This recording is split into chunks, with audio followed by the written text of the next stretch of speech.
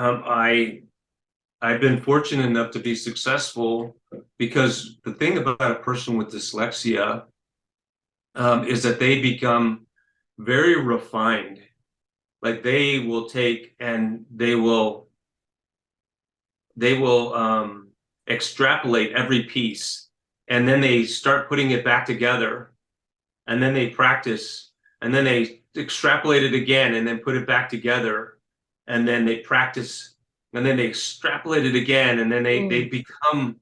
Um, I mean, this term seems a little bit distant from me, but I kind of feel like I've been utilized this way. It's like very genius minded.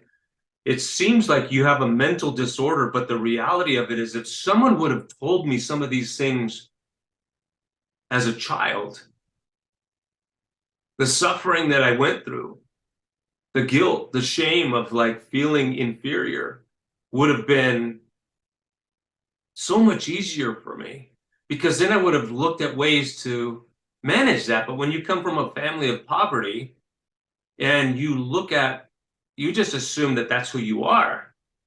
And there's no answer for it. And I was born in the 60s, so 70s, 80s, it still wasn't a refined kind of um, whatever, and psychological disorder.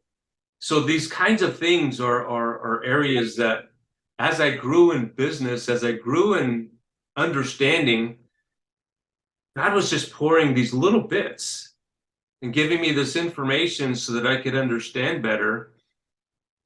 And really just uh, people have called me a media expert. And yet, as I've as I've looked at that, I'd have to say that if I was talking about the Latino community, I know it very intimately.